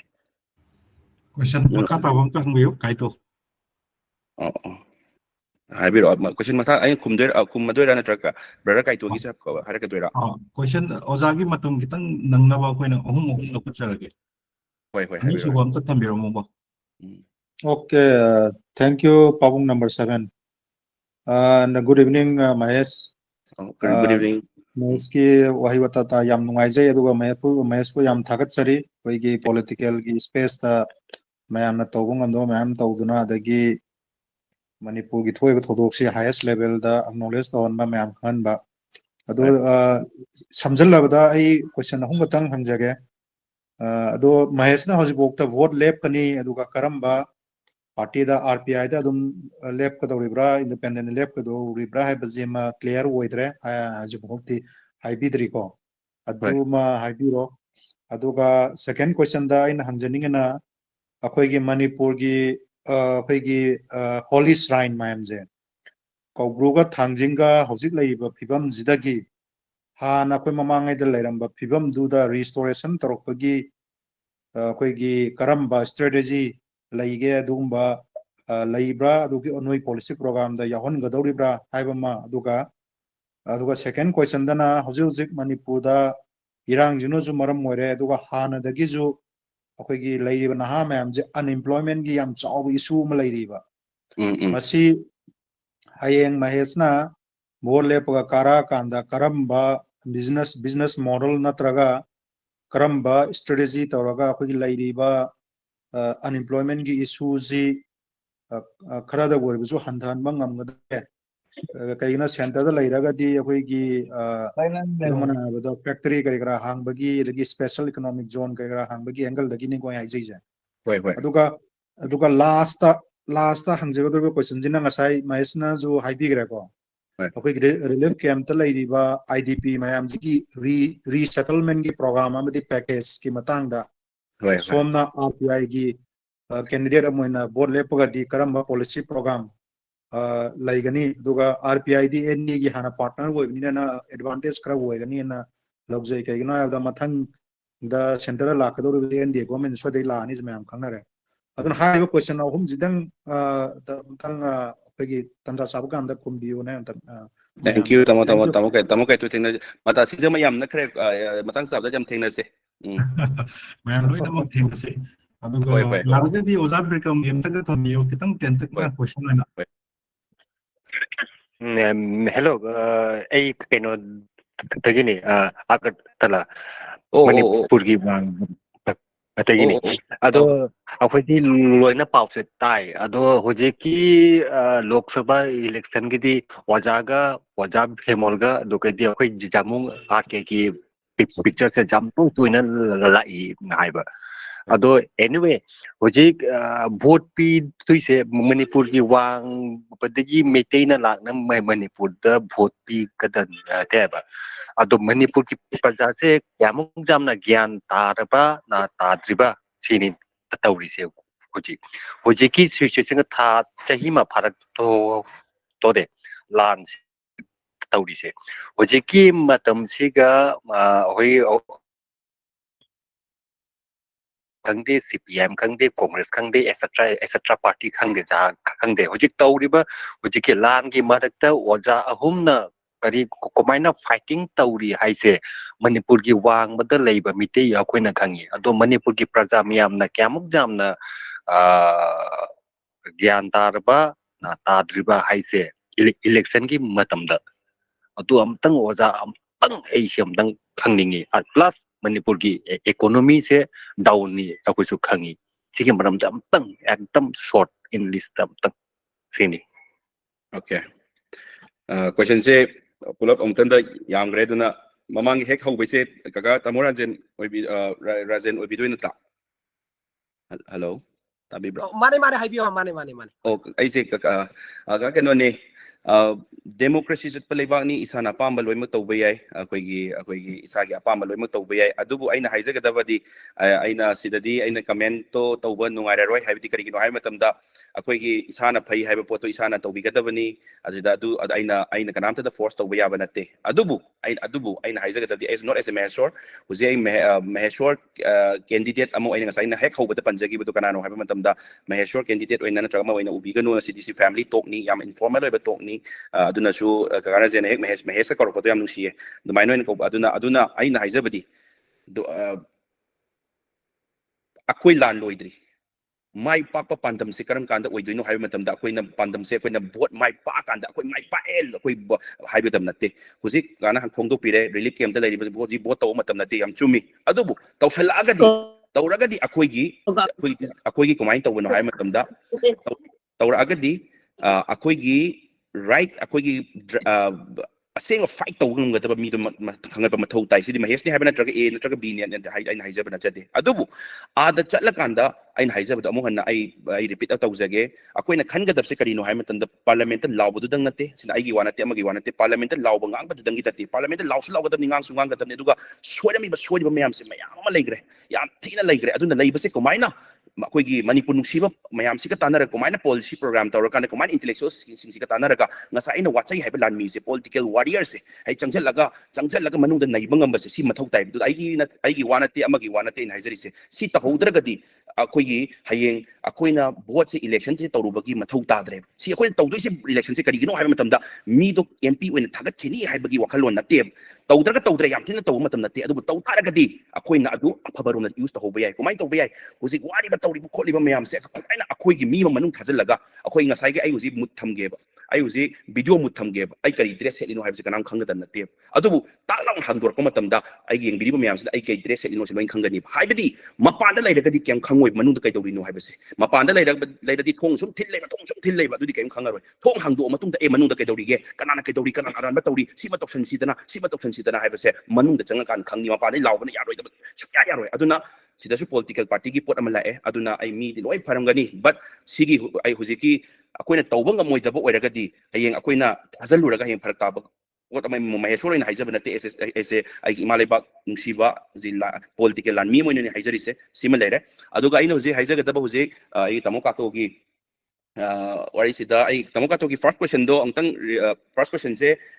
ꯀꯩꯅꯣꯅꯤꯀꯣ ꯑꯩꯈꯣꯏꯒꯤ ꯍꯥꯏꯖꯔꯛꯀꯦ ꯑꯝꯇ ꯍꯥꯏꯕꯤꯔꯛꯑꯣꯅꯦ ꯑꯃꯨꯛꯇꯪꯒ repeat ꯇꯧꯕ ꯑꯩ ꯀꯣꯏꯅꯗꯕꯩꯅꯤꯀꯣ ꯇꯣꯡ ꯉꯥꯡꯅꯔꯁꯦ ꯉꯁꯤ ꯋꯥꯔꯧꯕꯤꯕ ꯌꯥꯗꯦ ꯍꯣꯏ ꯌꯥꯝ ꯅꯨꯡꯉꯥꯏ ꯍꯣꯏ ꯃꯍꯦꯁ ꯌꯥꯝ ꯊꯥꯒꯠꯆꯅꯤꯡꯉꯤ ꯍꯣꯏ ꯑꯣꯖꯥ ꯀꯥꯏꯇꯣꯅ ꯍꯥꯏꯐꯦꯠ ꯋꯥꯍꯧꯔꯒꯁꯨ ꯑꯗꯨꯝ ꯁꯕꯃꯤꯁꯟ ꯇꯧꯕꯤꯔꯛꯑꯣ ꯍꯣꯏ ꯍꯣꯂꯤ ꯁ꯭ꯄꯥꯏꯟ ꯔꯦꯁꯇꯣꯔꯦꯁꯟꯒ ꯑꯟꯑꯦꯝꯄ꯭ꯂꯣꯏꯃꯦꯟट ꯃꯣꯗꯦꯜꯒ ꯑꯗ IDP ꯐꯥꯔꯁꯀꯤꯗꯣ ꯑꯣꯀꯦ ꯑꯣꯖꯥ ꯀꯥꯏꯇꯣ ꯐꯥꯔꯁꯀꯤꯗꯣ ꯑꯝꯇꯪ फर्स्ट की तो महेश आई काइतो ने फर्स्ट की तो महेश की तरफ तकी अखोई जे वोट लेपनी इंडिपेंडेंट में लेप तोइरा नत्रगा अखोई की एनडीए के पार्टनर ओइरेबा आरपीआई ꯍꯣꯏ कैंडिडेट ओइ लेप तोइरा ꯑꯩ ꯑꯗꯨ ꯍꯥꯟꯅ ꯈꯨꯝꯖꯔꯛꯑꯒꯦ ꯇꯥꯃꯣ ꯀꯃꯥꯏꯅ ꯇꯧꯒꯦ ꯍꯥꯏꯕ ꯃꯇꯝꯗ ꯑꯩ ꯑꯃꯗꯤ ꯍꯥꯏꯖꯒꯦ ꯑꯣꯄꯣꯖꯤꯁꯟ ꯑꯣꯏꯅꯗꯤ ꯑꯩ ꯂꯦꯞꯄꯛ ꯇꯥꯔꯒꯗꯤ ꯑꯩ ꯑꯃꯨꯛ ꯃꯌꯥꯝꯗ ꯍꯥꯏꯗꯣꯛꯆꯔꯤ ꯑꯩꯒꯤ ꯐꯦꯃꯤꯂꯤꯗ ꯍꯥꯏꯖꯔꯤ ꯑꯣꯄꯣꯖꯤꯁꯟ ꯑꯣꯏꯅ ꯂꯩꯒꯗꯕꯗꯗꯤ ꯑꯩ ꯁꯨꯡꯂꯦꯞ ꯂꯦꯞꯄꯣꯏ ꯕꯤꯀꯣꯁ ꯀꯩꯒꯤꯅꯣ ꯍꯥꯏ ꯇꯥꯔꯗꯤ ꯅꯠꯇ꯭ꯔꯒ ꯑꯣꯄꯣꯖꯤꯁꯟ ꯃꯍꯦꯁ ꯑꯩꯁꯨ ꯍꯣꯏ ꯀꯩꯅꯣꯝꯇ ꯍꯥꯏꯖꯒꯦ ꯌꯥꯒꯗ꯭ꯔꯥ ꯍꯣꯏ ꯍꯥꯏꯕꯤꯌꯨ ꯑꯣꯖꯥ ꯌꯥꯔꯒꯗꯤ ꯍꯣꯔꯦꯟ ꯍꯣꯏ ꯌꯥꯏ ꯅꯣꯏꯗꯣ ꯀꯟꯇꯤꯅ꯭ꯌꯨ ꯇꯧꯕꯤꯌꯨ ꯑꯩ ꯉꯥꯏꯍꯥꯛ ꯃꯤꯠ ꯇꯧꯖꯈꯤꯒꯦ ꯑꯗꯨꯒ ꯃꯊꯪꯗ ꯍꯥꯏꯖꯔꯛꯑꯒꯦꯀꯣ ꯃꯌꯥꯝ ꯌꯥꯏ ꯑꯣꯏꯅ ꯈꯨꯠ ꯊꯥꯡꯒꯠꯄꯤꯌꯨ ꯌꯥꯏꯐꯔꯦ ꯍꯣꯏ ꯊꯥꯒꯠꯆꯔꯤ ꯑꯣꯖꯥ ꯍꯣꯏ ꯑꯩ ꯀꯩꯅꯣꯝꯇ ꯍꯥꯏꯖꯒꯦ ꯇꯥꯃꯣꯒꯤ ꯀꯣꯏꯁꯟꯗꯨꯗ ꯑꯣꯄꯣꯖꯤꯁꯟ ꯑꯣꯏꯅ ꯂꯩꯕꯗꯤ ꯑꯩ ꯂꯩꯖꯔꯣꯏ ꯀꯔꯤꯒꯤꯅꯣ ꯍꯥꯏꯕ ꯃꯇꯝꯗ ꯑꯩꯈꯣꯏꯅ ꯇꯧꯅꯤꯡꯉꯤꯕ ꯍꯧꯖꯤꯛ ꯂꯥꯟꯁꯦ ꯑꯩꯅ ꯍꯧꯖꯤꯛ ꯍꯟꯖꯟꯅ ꯑꯗꯨꯝ ꯍꯥꯏꯖꯕꯗꯣ ꯂꯥꯟꯁꯦ ꯑꯩꯈꯣꯏꯅ ꯚꯣꯠ ꯀꯥꯕꯁꯤ ꯅꯠꯇꯦ ꯑꯩꯈꯣꯏꯒꯤ ꯃꯥꯏ ꯄꯥꯛꯄꯁꯦ ꯑꯩꯈꯣꯏꯅ ꯄꯥꯟꯗꯝ ꯐꯪꯗꯣꯏꯁꯦ ꯚꯣꯠ ꯃꯥꯏ ꯄꯥꯛꯑꯒ ꯅꯠꯇꯦ ꯊꯕꯛ ꯇꯧꯒꯗꯕꯅꯤ ꯑꯗꯨꯅ ꯀꯃꯥꯏꯅ ꯇꯧꯋꯦꯅ ꯗꯣꯟ ꯑꯗꯨ ꯑꯗꯥ ꯍꯥꯏꯕ ꯂꯩꯇꯦ ꯑꯗꯨꯕꯨ ꯗꯣꯟ ꯑꯗꯨ ꯑꯗꯥ ꯍꯥꯏꯕ ꯂꯩꯇꯦ ꯍꯥꯏꯔꯀꯥꯟꯗ ꯑꯩꯈꯣꯏꯅ ꯊꯕꯛ ꯇꯧꯕ ꯉꯝꯃꯣꯏꯗꯕ ꯍꯌꯦꯡ ꯂꯥꯎꯕꯇꯪ ꯂꯥꯎꯔꯒ ꯑꯩꯈꯣꯏꯒꯤ ꯄꯣꯠꯇꯪ ꯂꯥꯎꯔꯦ ꯍꯥꯏꯔꯀꯥꯟꯗ ꯃꯤꯗꯨꯒꯤ ꯄꯣꯂꯤꯇꯤꯀꯦꯜ ꯑꯦꯗꯚꯔꯇꯥꯏꯁ ꯇꯧꯅꯕ ꯄꯣꯠꯇꯨꯗꯤ ꯑꯩ ꯑꯗꯨꯗꯤ ꯄꯥꯝꯖꯗꯕ ꯍꯥꯏꯇꯥꯔꯦ ꯑꯗꯨꯅ ꯑꯣꯄꯣꯖꯤꯁꯟꯗꯒꯤ ꯑꯩꯒꯤ ꯑꯣꯏꯅꯗꯤ ꯁꯦꯡꯅ ꯍꯥꯏꯔꯒꯗꯤ ꯑꯣꯄꯣꯖꯤꯁꯟꯗ ꯂꯩꯗꯣꯏ ꯍꯥꯏꯇꯥꯔꯗꯤ ꯑꯩ ꯚꯣꯠ ꯂꯦꯞꯇꯅ ꯐꯩ ꯁꯦꯡꯅ ꯑꯩꯒꯤ ꯏꯁꯥꯒꯤ ꯄꯔꯁꯣꯅꯦꯜ ꯚ꯭ꯌꯨꯅꯤ ꯑꯗꯨꯅ ꯑꯩꯒꯤꯗꯤ ꯀꯩ ꯍꯥꯏꯗꯣꯏꯅꯣ ꯔꯨꯂꯤꯡ ꯌꯥꯎꯒꯗꯕꯁꯤꯗ ꯑꯦꯂꯥꯏꯟꯁꯇ ꯑꯣꯏꯔꯣ ꯑꯃꯗ ꯑꯣꯏꯔോ ꯑꯩꯈꯣꯏ ꯆꯪꯁꯤꯜꯂꯦ ꯍꯥꯏꯔ ꯀꯥꯟꯁꯤꯗ ꯀꯃꯥꯏꯅ ꯑꯩꯈꯣꯏꯒꯤ ꯄꯣꯠꯁꯤꯡꯁꯦ ꯁꯦꯝꯗꯣꯛꯎꯕ ꯌꯥꯒꯦ ꯇꯧꯍꯧꯕ ꯌꯥꯒꯦ ꯑꯗꯨꯒ ꯃꯅꯨꯡꯗꯨꯒꯤ ꯂꯥꯂꯣꯡꯗꯨꯗꯤ ꯑꯩ ꯉꯁꯤ ꯁꯣꯁꯤꯌꯦꯜ ꯅꯦꯠꯋꯥꯔꯛꯁꯤꯗ ꯍꯥꯏꯖꯔꯔꯣꯏꯒꯦ ꯑꯗꯨꯅ ꯇꯧꯒꯗꯕ ꯃꯌꯥꯝ ꯂꯩ ꯑꯗꯨꯅ ꯑꯃꯗ ꯑꯣꯏꯔꯣ ꯑꯦꯅ ꯔꯨꯂꯤꯡ ꯑꯣꯏꯅꯤ ꯍꯥꯏꯔꯕ ꯑꯩ ꯁꯦꯡꯅ ꯑꯗꯨꯝ ꯑꯩꯒꯤꯗꯤ ꯑꯥꯏꯗꯤꯌꯣꯂꯣꯖꯤ ꯍꯥꯏꯕ ꯂꯩꯇꯦ ꯄꯥꯔꯇꯤꯒꯤꯗ ꯑꯦ ꯑꯣꯏꯒꯦꯔꯥ ꯕꯤ ꯑꯣꯏꯒꯦꯔꯥ ꯑꯩ ꯑꯥꯏꯗꯤꯌꯣꯂꯣꯖꯤꯗꯤ ꯀꯩꯅꯣ ꯏꯃꯥ ꯂꯩꯕꯥꯛ ꯀꯟꯕ ꯑꯩ ꯁꯣꯏꯔꯤꯕ ꯃꯌꯥꯝꯁꯦ ꯁꯦꯝꯗꯣꯛꯍꯧꯕ ꯑꯗꯨꯅ ꯑꯗꯨꯒꯤ ꯄꯣꯠꯇꯨꯗꯅꯤ ꯑꯗꯨꯅ ꯑꯗꯨꯗ ꯃꯦꯟꯂꯤ ꯑꯗꯨꯗ ꯍꯥꯏꯖꯔꯒꯦ ꯑꯗꯨꯒ ꯑꯅꯤꯁꯨꯕꯗ ꯇꯥꯃꯣ ꯀꯥꯇꯣꯅ ꯄꯤꯕꯤꯔꯛꯄ ꯀꯣꯏꯁꯟꯁꯦ ꯑꯃꯨꯛꯇꯪ ꯍꯥꯏꯕꯤꯔꯒꯗꯤ ꯅꯨꯡꯉꯥꯏꯒꯅꯤ ꯇꯥꯃꯣ ꯁꯦꯀꯦꯟꯒꯤ ꯍꯣꯂꯤ ꯀꯣꯏꯁꯟꯁꯦ ꯁ꯭ꯄꯥꯏꯟ ꯔꯦꯁꯇꯣꯔꯦꯁꯟ ꯍꯥꯏꯕ ꯑꯃ ꯑꯟꯑꯦꯝꯄ꯭ꯂꯣꯏꯃꯦꯟ ꯁꯣꯜꯕ ꯇꯧꯕꯒꯤ ꯃꯣꯗꯦꯜ ꯍꯣꯏ ꯑꯗꯨꯒ ꯔꯦꯁꯇꯣꯔꯦꯁꯟꯒꯤ ꯊꯕꯛꯁꯦ ꯑꯩꯈꯣꯏꯒꯤ ꯔꯤꯍꯦꯕꯤꯂꯤꯇꯦꯁꯟ ꯑꯩꯈꯣꯏꯒꯤ ꯔꯤꯁꯇꯣꯔꯦꯁꯟꯒꯤ ꯄꯣꯠꯁꯦ ꯀꯃꯥꯏꯅ ꯇꯧꯒꯦ ꯍꯥꯏꯕ ꯃꯇꯝꯗ ꯑꯩ ꯀꯩꯅꯣꯝꯇꯪ ꯍꯥꯏꯖꯒꯦꯕ ꯑꯩꯈꯣꯏꯅ ꯔꯤꯁꯇꯣꯔ ꯍꯥꯏꯕꯁꯦ ꯀꯗꯥꯏꯕꯨ ꯀꯧꯗꯣꯏꯅꯣ ꯑꯩꯈꯣꯏꯒꯤ ꯃꯣꯏ ꯃꯌꯥꯝꯁꯦ ꯑꯩꯈꯣꯏꯒꯤ ꯂꯩꯔꯤꯕ ꯑꯩꯈꯣꯏꯒꯤ ꯏꯆꯤꯟ ꯏꯅꯥꯎ ꯕꯕꯥ ꯃꯃꯥ ꯂꯩꯕꯤꯔꯤꯕ ꯃꯌꯥꯝꯁꯦ ꯃꯣꯏꯁꯦ ꯀꯩ ꯍꯥꯏꯇꯥꯔꯦ ꯑꯩꯈꯣꯏꯒꯤ ꯎꯔꯤꯄꯣꯛꯇ ꯁꯤꯡꯖꯃꯩꯗ ꯃꯣꯏꯒꯤ ꯌꯨꯝ ꯐꯖꯕ ꯑꯃ ꯁꯥꯔꯒ ꯃꯣꯏ ꯔꯤꯁꯇꯣꯔ ꯀꯧꯗꯣꯔꯤꯕ꯭ꯔꯥ ꯑꯗꯨꯅ ꯔꯤꯁꯇोर ꯀꯧꯒꯗꯕ ꯅꯠꯇꯦ ꯃꯣꯏꯒꯤ ꯃꯁꯥꯒꯤ ꯃꯌꯨꯝꯗ ꯍꯟꯖꯤꯜꯍꯟꯈꯤꯕ ꯔꯤꯁꯦꯇꯜꯃꯦꯟ ꯇꯧꯍꯟꯈꯤꯕ ꯃꯁꯥꯒꯤ ꯃꯌꯨꯝꯗꯨꯗ ꯍꯥꯏꯗꯤ ꯕꯤꯜꯗꯤꯡ ꯅꯠꯇ꯭ꯔꯒꯁꯨ ꯃꯔꯛꯇ ꯊꯠꯆꯒꯦ ꯍꯣꯏ ꯔꯤꯁꯇꯣꯔꯦꯁꯟꯁꯤꯅ ꯍꯣꯂꯤ ꯁ꯭ꯇ꯭ꯔꯥꯏꯟꯒꯤ ꯍꯥꯏꯕ ꯍꯣꯂꯤ ꯍꯣꯏ ꯁ꯭ꯇ꯭ꯔꯥꯏꯟ ꯃꯌꯥꯝ ꯍꯣꯏ ꯂꯩꯕꯗꯣ ꯍꯣꯏ ꯑꯗꯨꯗꯤ ꯁꯝꯊꯖꯔꯛꯀꯦ ꯇꯧꯔꯤꯁꯦ ꯑꯩꯒꯤꯁꯦ aduna adugi pose laibani aduna akoina leiriba moida kamaina akoina tawgadabno haiba matamsida akoina policy program yan mayamdi yatkani yatle pose akoina kamaina adugi poto result oina kamaina onthokatoino haiba pot ama leidori thabak kudimakta ngasi yengbiyone leiriba mayam ai ngasagi unemployment gi potuga samjanjara age akoigi akoina mayam sida job seeker oi aduga job creator oi bai pot sida ai kamta haijara ke leiriba mayam se leiriba akoi manipur leiriba bureaucrats oiro leiriba mayam se loimak sida sida si sasira haibdi loina khana doine jaga everywhere jaga am da chu sida si sasira haibdi khana doine adubu every policy program oiro and any development program oiro natrag any schemes oiro manipur dagi thaba schemes oiro natrag any central sponsor schemes oiro tawning badi mayam lei doine adugi poto thabak oina komai onthokpano haibse mayam ingam na deba karigino haib matamda ngasagi political warriors se koigi mayamna aina haijaba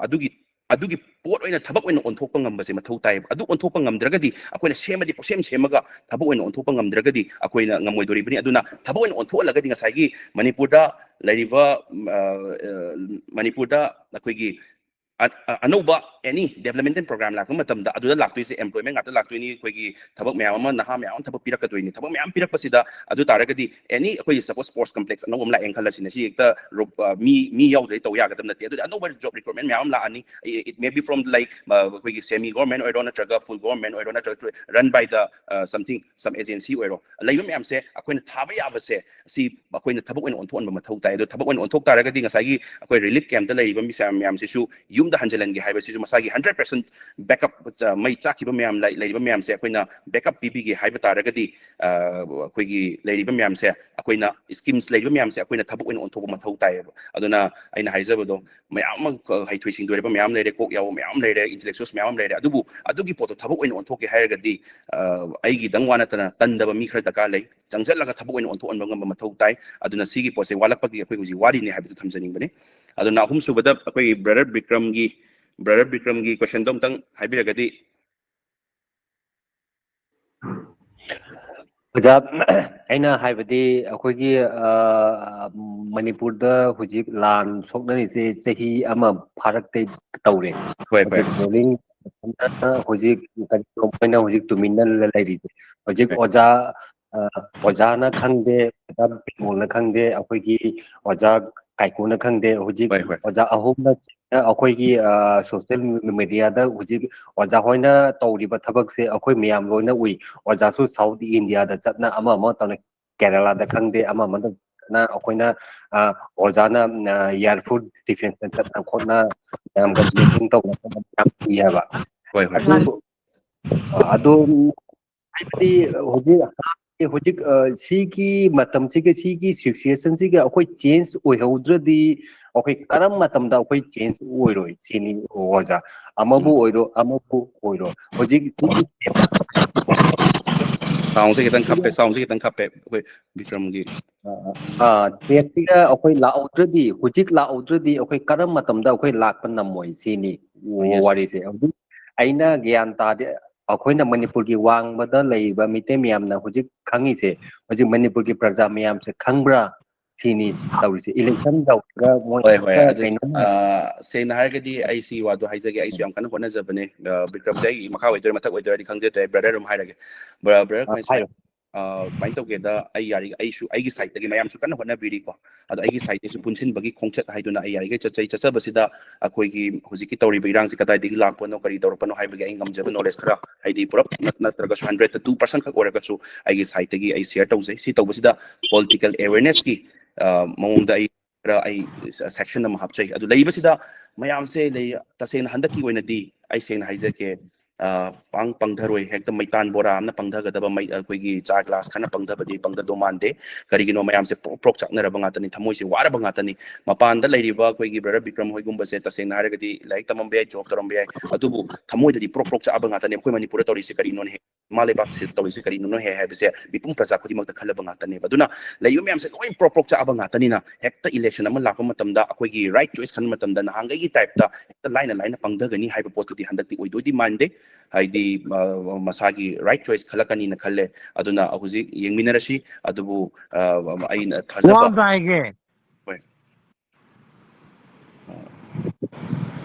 ꯑꯗꯨꯃꯥꯏꯅ ꯇꯧꯔꯛꯀꯅꯤ ꯈꯜꯂꯦ ꯋꯥꯔꯤꯁꯦ ꯂꯣꯏꯔꯦꯕ ꯑꯣꯖꯥ ꯋꯥꯔꯤ ꯑꯃ ꯂꯣꯏꯔꯒ ꯑꯗꯨꯒꯩꯗꯤ ꯑꯃꯨꯛꯇꯪ ꯀꯩꯅꯣ ꯇꯧꯁꯦꯕ ꯑꯣꯖꯥ ꯑꯣꯖꯥ ꯃꯍꯦꯁ ꯃꯈꯥ ꯇꯥꯕꯤꯌꯨ ꯍꯣꯏ ꯍꯣꯏ ꯌꯥꯏꯌꯦ ꯑꯗꯨꯃꯥꯏꯅ ꯇꯧꯋꯦ ꯑꯗꯨꯅ ꯑꯩꯈꯣꯏꯒꯤ ꯑꯣꯖꯥ ꯕꯤꯀ꯭ꯔꯝ ꯑꯁꯨꯃꯥꯏꯅ ꯑꯗꯨꯅ ꯑꯩꯈꯣꯏ ꯆꯠꯊꯖꯔꯤ ꯑꯩ ꯀꯟꯅ ꯍꯣꯠꯅꯖꯔꯤ ꯑꯩꯒꯤ ꯁꯥꯏꯠꯇꯩꯁꯨ ꯑꯗꯨꯒ ꯑꯩꯈꯣꯏꯒꯤ ꯕ꯭ꯔꯗꯔ ꯉꯁꯤ ꯂꯩꯕꯤꯔꯤꯕ ꯁꯣꯁꯤꯌꯦꯜ ꯃꯦꯗꯤꯌꯥ ꯄꯥꯏꯕꯤꯔꯤꯕ ꯉꯁꯤꯒꯤ ꯒꯨꯒꯜ ꯃꯤꯠꯇ ꯌꯥꯎꯕꯤꯔꯤꯕ ꯑꯩ ꯏꯊꯛ ꯊꯣꯡꯕꯁꯨ ꯃꯌꯥꯝ ꯌꯥꯎꯔꯝꯒꯅꯤ ꯃꯌꯥꯝꯁꯨ ꯃꯌꯥꯝ ꯉꯝꯖꯕ ꯁꯥꯏꯠꯇꯒꯤ ꯍꯣꯠꯅꯕꯤꯌꯨ ꯑꯩꯁꯨ ꯉꯝꯅꯕ ꯍꯣꯠꯅꯖꯔꯤ ꯑꯗꯨꯅ ꯃꯌꯥꯝꯁꯨ ꯍꯦꯟꯅ ꯇꯥꯅꯕ ꯑꯗꯨꯕꯨ ꯏꯁꯥꯒꯤ ꯃꯅꯤꯄꯨꯔ ꯏꯃꯔꯝꯗꯝꯁꯤꯗ ꯊꯣꯛꯄ ꯊꯕꯛ ꯉꯥꯛꯇ ꯑꯣꯏꯕꯅꯤꯅ ꯄ꯭ꯔꯣꯛ ꯆꯥꯛꯑꯕꯅꯤꯅ ꯍꯟꯗꯛꯀꯤ ꯄꯣꯠꯁꯦ ꯍꯥꯏꯗꯤ ꯍꯦꯛꯇ ꯚꯣꯠ ꯂꯥꯛꯄꯁꯤꯗ ꯍꯦꯛꯇ ꯀꯩꯅꯣꯝꯅ ꯁꯦꯟ ꯈꯔꯅ ꯆꯥ ꯈꯔꯅ ꯃꯩꯇꯥꯟ ꯕꯣꯔꯥ ꯈꯔꯅ ꯄꯪꯊꯅꯤ ꯍꯥꯏꯕꯗꯨꯗꯤ ꯑꯩ ꯊꯥꯖꯗꯦ ꯍꯥꯏꯇꯥꯔꯦ ꯑꯣꯖꯥ ꯌꯥꯝ ꯊꯥꯒꯠꯆꯔꯤ ꯑꯗꯨꯒ ꯑꯣꯖꯥꯒꯤ ꯃꯇꯝꯁꯨ ꯌꯥꯝꯅ ꯁꯥꯡꯅ ꯂꯩꯁꯤꯜꯂꯛꯇ꯭ꯔꯕꯅꯤꯅ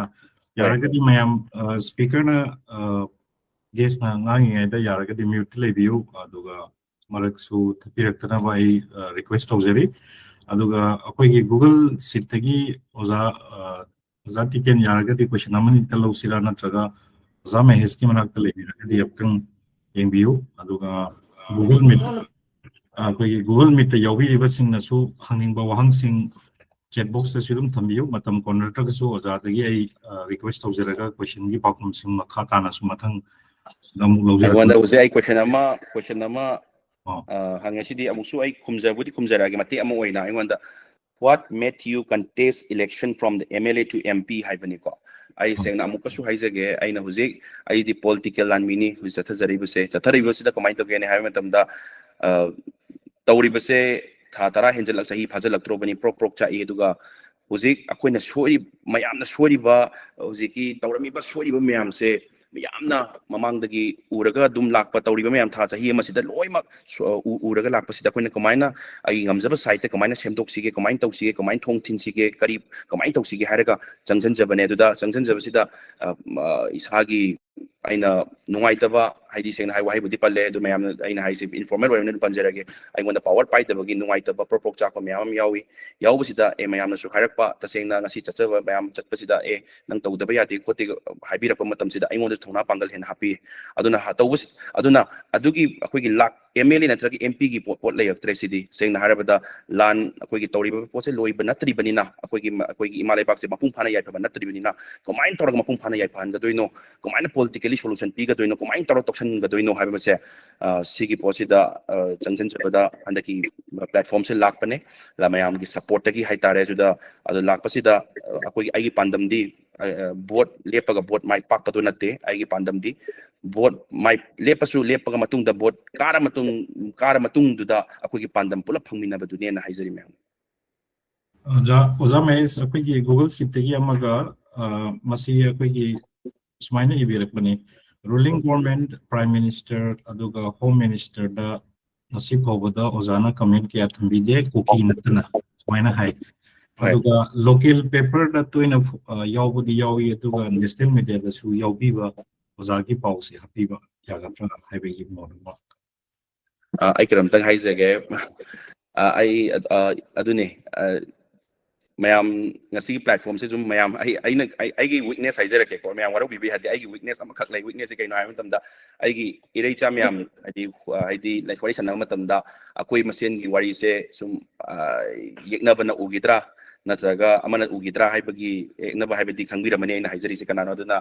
ꯑꯗꯨꯈꯛꯀꯤ ꯑꯩ ꯋꯤꯛꯅꯦꯁ ꯄꯣꯏꯟ ꯑꯃ ꯂꯩꯖꯩ ꯀꯩꯒꯤꯅꯣ ꯑꯩꯗꯤ ꯂꯣꯏꯅ ꯐꯦꯃꯤꯂꯤꯅꯤ ꯈꯜꯂꯦ ꯑꯩꯒꯤ ꯂꯩꯃꯤꯟꯅꯔꯤꯕ ꯑꯩꯒꯤ ꯌꯦꯜꯂꯧꯃꯤ ꯏꯔꯩꯆꯥ ꯃꯌꯥꯝꯁꯦ ꯑꯩꯒꯤꯗꯤ ꯏꯃꯨꯡ ꯃꯅꯨꯡꯅꯦ ꯂꯣꯏꯅ ꯈꯟꯕꯅꯤꯅ ꯃꯤꯅ ꯍꯦꯛ ꯌꯦꯡꯕ ꯃꯇꯝꯗ ꯀꯩꯅꯣꯝ ꯈꯟꯈꯤꯗ꯭ꯔꯥ ꯍꯥꯏꯕꯒꯤ ꯁꯣꯁꯤꯌꯦꯜ ꯅꯦꯠꯋꯥꯔꯛ ꯀꯤꯕꯒꯤ ꯋꯥꯅꯤ ꯅꯠꯇꯕ ꯁꯤ ꯍꯌꯦꯡ ꯋꯥꯏꯕꯨ ꯂꯩꯍꯧꯒꯗ꯭ꯔꯥ ꯍꯥꯏꯕꯒꯤ ꯈꯤꯇꯪ ꯂꯩꯖꯩ ꯑꯗꯨꯕꯨ ꯍꯪꯕꯤꯔꯛꯑꯕꯅꯤꯅ ꯑꯩ ꯈꯨꯝꯖꯔꯒꯦ ꯇꯁꯦꯡꯅ ꯍꯥꯏꯔꯒꯗꯤ ꯑꯩꯅ ꯑꯦꯚ꯭ꯔꯤ ꯁꯦꯒꯃꯦꯟꯗ ꯉꯥꯡꯖꯕꯅꯦ ꯑꯁꯤꯗ ꯔꯨꯂꯤꯡ ꯑꯩ ꯗꯔꯀꯥꯔ ꯂꯩꯇꯦ ꯑꯩ ꯄꯥꯔꯇꯤ ꯗꯔꯀꯥꯔ ꯂꯩꯇꯦ ꯑꯩꯉꯣꯟꯗ ꯑꯃ ꯗꯔꯀꯥꯔ ꯂꯩꯇꯦ ꯑꯩꯒꯤꯗꯤ ꯑꯩꯅ ꯆꯪꯁꯤꯟꯖꯔꯤꯁꯨ ꯅꯣꯡꯃꯇ ꯑꯩ ꯄꯥꯔꯇꯤꯒꯤ ꯕꯦꯅꯔꯗꯣ ꯃꯅꯤꯡ ꯊꯝꯃꯒ ꯑꯩ ꯀꯔꯤꯝ ꯉꯥꯡꯖꯗꯦ ꯑꯩ ꯗꯔꯀꯥꯔꯁꯨ ꯇꯥꯗꯦ ꯀꯩꯒꯨꯝꯕ ꯑꯩꯅ ꯉꯥꯡꯕꯗꯨꯗ ꯀꯩꯒꯨꯝꯕ ꯊꯤꯡꯉꯝꯕ ꯇꯥꯔꯒꯗꯤ ꯃꯣꯏ ꯄꯥꯔꯇꯤꯒꯤ ꯄ꯭ꯔꯁꯤꯗꯦꯟꯁꯨ ꯑꯩꯅ ꯗꯔꯀꯥꯔ ꯀꯩꯝ ꯂꯩꯇꯦ ꯑꯩꯉꯣꯟꯗ ꯐꯣꯟ ꯇꯧꯔꯒ ꯃꯍꯦꯁ ꯅꯪ ꯉꯥꯡꯕ ꯌꯥꯔꯣꯏ ꯀꯩꯗꯧꯕꯒꯤꯅꯣ ꯑꯩꯈꯣꯏ ꯑꯦꯂꯥꯏꯟꯁꯅꯤ ꯅꯪ ꯁꯨꯃꯥꯏꯅ ꯃꯣꯗꯤꯒꯤ ꯉꯥꯡ ꯀꯩꯒꯤꯅꯣ ꯅꯠꯇ꯭ꯔꯒ ꯃꯤ ꯉꯥꯡ ꯀꯩꯒꯤꯅꯣ ꯍꯦꯛ ꯍꯥꯏꯔꯝꯕ ꯇꯥꯔꯕ ꯑꯗꯨ ꯇꯥꯔꯒꯗꯤ ꯑꯩ ꯅꯪꯒꯤ ꯄꯥꯔꯇꯤꯁꯦ ꯗꯔꯀꯥꯔ ꯂꯩꯇꯦ ꯍꯥꯏꯔꯝꯕ ꯌꯥꯏꯑꯕ ꯀꯩꯒꯤꯅꯣ ꯑꯩꯅ ꯍꯧꯖꯤꯛꯐꯥꯎ ꯇꯧꯔꯛꯏꯁꯤꯗ ꯑꯩ ꯑꯗꯄꯟ ꯑꯝꯇ ꯂꯩꯇ꯭ꯔꯤ ꯀꯩꯒꯤꯅꯣ ꯑꯩ ꯇꯁꯦꯡꯅ ꯌꯥꯝ ꯐꯖꯅ ꯉꯥꯡꯖꯕꯅꯤ ꯃꯌꯥꯝꯅ ꯀꯃꯥꯏꯅ ꯍꯣꯏ ꯑꯩꯒꯤ ꯑꯗꯨꯒꯤ ꯄꯥꯔꯠ ꯑꯣꯐ ꯗ ꯁꯦꯛꯁꯟꯗ ꯎꯕꯤꯔꯝꯗꯕꯁꯨ ꯌꯥꯏ ꯇꯁꯦꯡꯅ ꯍꯥꯏꯔꯒꯗꯤ ꯅꯨꯃꯤꯠ 65 ꯋꯥ ꯉꯥꯡꯗ꯭ꯔꯒ ꯉꯥꯡꯉꯛꯄꯗꯨꯗ ꯑꯩꯅ ꯄ꯭ꯔꯣꯛ ꯆꯥꯛꯇꯅ ꯍꯥꯏꯇꯥꯔꯦ ꯊꯃꯣꯏ ꯑꯩ ꯊꯣꯛꯆꯕꯅꯦ ꯅꯦꯁꯅꯦꯜ ꯃꯦꯗꯤꯌꯥꯗ ꯊꯣꯛꯆꯔꯒ ꯑꯩ ꯉꯥꯡꯕꯅꯦ ꯑꯗꯨꯗ tumin leiruraga huji asida nganga ise karigino haiba matamda ai thokjabane sengna aduna aduga every state government gi su failure oiba matamda kuigi moreda nuaitaba kuigi police officer ma sigiba matamda kapga sigi matamda terrorist singduna kapga sigi matamda akoi ai gi site gi yam akanba mongda condemn tawjabane every segment na condemn tawjabane akoina aina yamna particular mi do palaga haidri se karigino ai haijage ai ngasi so ai haijabdo akoi weakness ai gi weakness karino hai matamda ai gi di karino hai weakness haibidi hairwege kaygino hay matamda akoi masen se akoi imung manung gi masen sina kona tawsi hana mapandagi changja leib illegal immigrants di cookie community dangi wari na te na haijari se mapandagi changja leib illegal immigrants pam se akoi gi angtang tanthokhiba moina tawriba husi terrorist activities myam se amtang muthakhiba adu hana kitang main focus to bai wani natragadi akoi manungi aina social media da ngang da bai wani famina ba myam library myam intellectuals famina ba myam ai think tank famina ba myam da aina kyam nungai ta pungdu i haise myam loi ma khangani adubu leiba leader akoi ba leaders sing du da aina yam kanna adu da moida atamnana maminga palangang dridun karigino haiba matamda akoina tawrakanda mitopna haraugi dabani ko haibagi ai ngatang akoina adom da particular mingdo panda bai wani adubu every aina central government gi asweba lak matamda state government aina haijari sisu lauri se cookie illegal immigrants tangi wani te soiba myam loin laugre aduda ai ngangzaba ai citing amzaba haitare aduda hoi adugi section du myam ubiram da bai adu ai dum adu haidi haijabane leptan haijabane haitare Maheshna thamiriba artha si yam chumi aduga akhoi food digital footprint haibasi si akhoi yam consciously thamba daka tai masi yamna thagat chaningi Maheshna ahan bu puthogir pa yamna valid oiba question haibagi point khumbiba matamda si yamna fazarna thabi digital footprint si akhoi for example ai kinom tang haijage sigi live se kanamta yengaro akhoi dei changa ta yengani haitari dong haina haibi ya aduni ai yan tabiramani adu atopa myam channel da live thabni na yekna myam aduna akoina haina matamda sidi moi masen bo unity leite ko na haigidra haibagi lei yasasu leiriba adu akoidi ichin naw haibagi dong khara ngangna jari ba oina jari ba sida mina kainom lana khangidra haibagi aina sum kitjaba haitare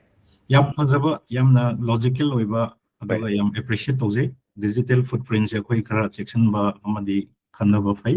yamna thagat chei aduga ozagi matam minute taruk mukti leiri ko yaragadi akhoi yam ai saseng na pamjabadi ngasi yauriba akoigi mitsida yauriba myam se ichinaw myam se loimak khangna ningbane number ga lado huji adugi matam di kitang pharak tare do ai brother dagi ai yaragadi number ga lawjara loim paphona ba ngamna phona jage dum hoi aduga akoina google form da su akoigi google form da question mayam am lawjari oza da su dum pijarake akoigi program loiraga su adum question mayam happy rakho oza Maheshwar da koi sinajaraga oza Maheshwar na khudung chabu matam da amu wari sanaba phangbai tanja lawjage yaragadi question ahum katang akoigi on spot tagi lakucharake yam tinna thambiyu waro wiwe ade jiban soibam aduga sanamacha chongtham No.7 ahan bagi ahum subusi lakuchage question manaragadi adum khud thangdabiyu ko Sir, I am the Hanahajage. I song tham Sanamasa. Kuigi, Uzi, where Riba Manipur give him the election, Kui Lairiba youth sing Naha sing Habatare, the Gi Atupa to one, but Bipum Kudimak Habatare, Manipur Lairiba, Bipum Kudimak and the Kuitarai Lona Baitare. Yes. Hana Mamang Matam, the Zudum Yam line alone over. Kudam moina kan da ekta koi general election bu gera ma bu gera paisa khara da meeting khara da ekta sat pai folam da buje adu koi di like su yam na haiba na jing na muksu ai di election jaw roi election ji politics yam mo le adu to da to haiba na sing bu da buje handa ki matang ji da gi koi mayam puna gyan ta min ra kan da koi gi right parcel ama khan ba da koi khuding mak si ya election ji kwai dai maru oi po ne haiba je Sigi Posem Makoi Puda Lairiba Mipum Kurimak Taida Kangan Ningbagi Apamba Ma Si Posema Yamkana Kui Marup Maheshwar Habatare Kui Marup Na Tauriba Bosida Kui support Tawboina Sigi Pose Kui Kudimak Ganta Minazi have wafamze Itamzaningo. Thank you. Oza Jiban gi question lebi ke dem tak thambiyo matang No.7 gi khuthangi ibasi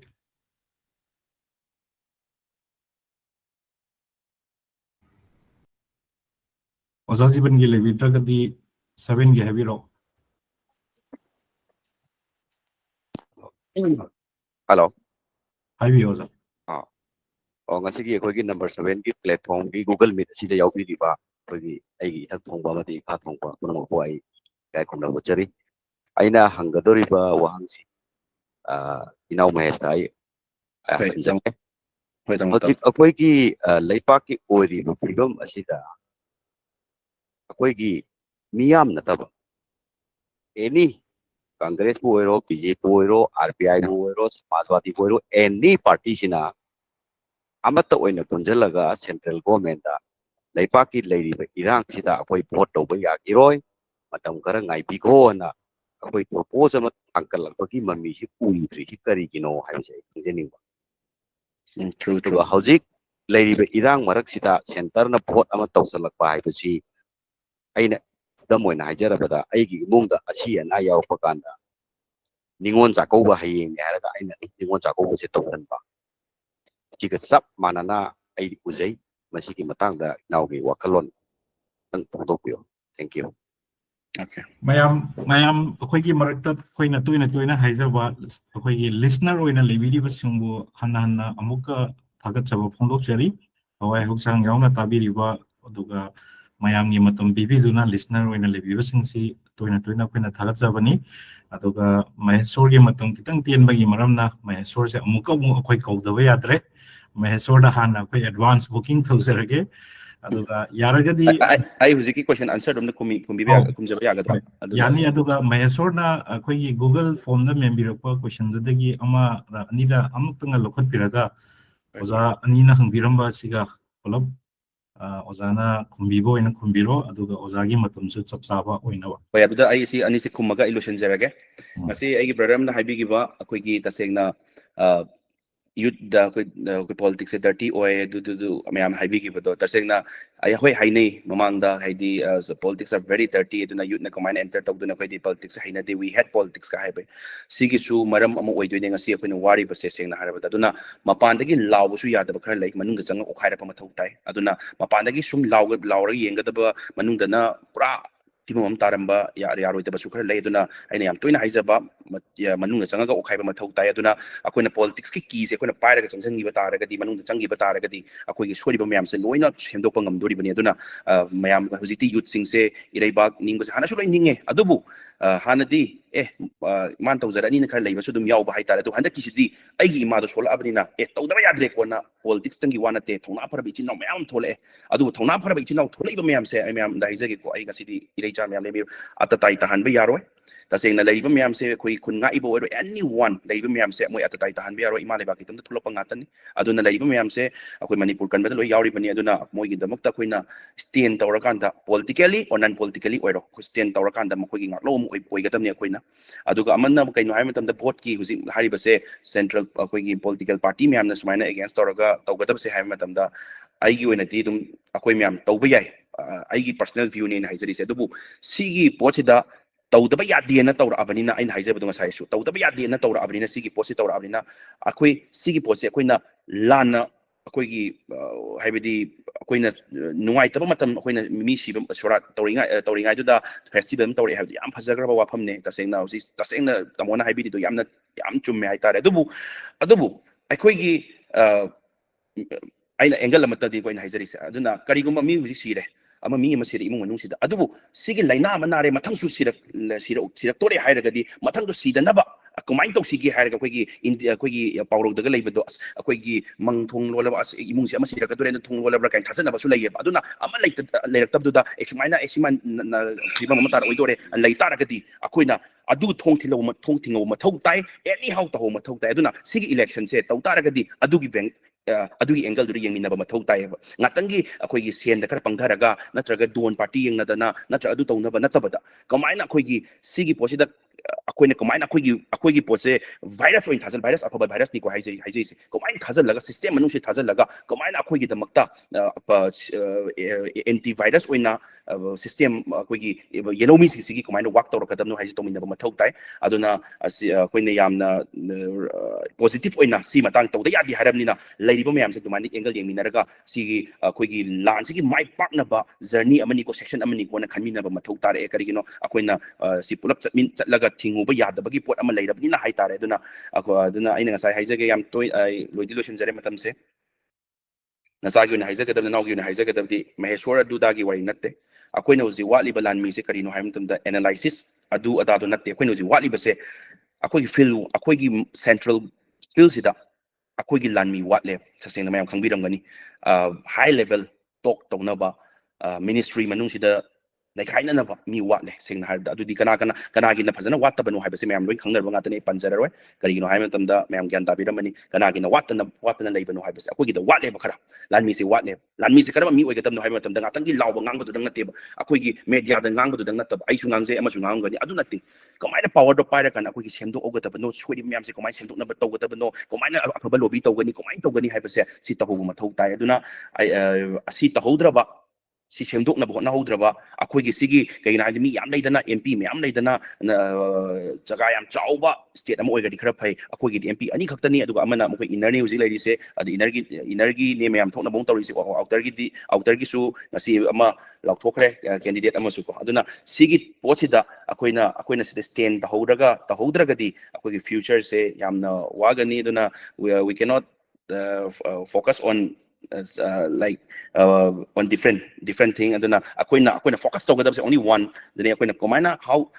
akoi political warriors se karamba mi bu khangadabno sida maheshwar gi wanate xyz tomba chawbi political warriors se komaina khangadabno haibse we have to focus on that part haibse aduna maina khanbana phagadra na khalle haije aduga ngasi si losiloi kadore adu mayam na nauna soigi balan gi bayar sunga ngapi aduga aina ngasi aina haijagadabdi leptana thong thinjage wai politics ki vote lepal lopte badona dudagi na saim thamraga nacha maheshwarna kaidonungda thong thinbe lepjaroi leptana thong thinjagani ima leibak yai fataba yade ichin nausing yai fataba yade leibiba mayam si imung manunga tani ngasi hena kitang aina yamna dang haidoktriba se khara walamba yai adu karigino hai matamda social media sida du yeknaba su uba yai aduna manungi part lalongdudi aina hainingbato khara break su phare aduna leibiba mayam se loima pand leiba khotpa mayam yarongani number loi leinaramgani nacha ga nauga pau phonaraga ichi ga pau phonaraga kei toksige do mayam tanamina se adu maheshwar gi damakta matam punamakta lepiyo haina haidi politically koi vote lepagi adugi nate koi haizari se nungsina hek nanaw chana khanbiraga lebiwana mayam haizari kurumjari mayam da Oza Maheshwar matam yamna chiroba matam dagi kaithokpidana akhoi mayam gi maratang hak matam kaithokpidana yawbiba aduga ngasi akhoi de yamna phajaba lesson ama ozana tambiramba digital footprint si section na chatpa haibasi ai host ama oina point yam phajana note tawjai aduga masi akhoi yamna daka tai haibasi haijaraga mayamna yawbirakpasing aduga mayamgi wahang akhum ngodabasingsu form da oina adum mention biro oza mahesta I thajage aduga masi hairaga mayamdagi soba amadi mathangju amuk thenaba yanaba khudong saba nizari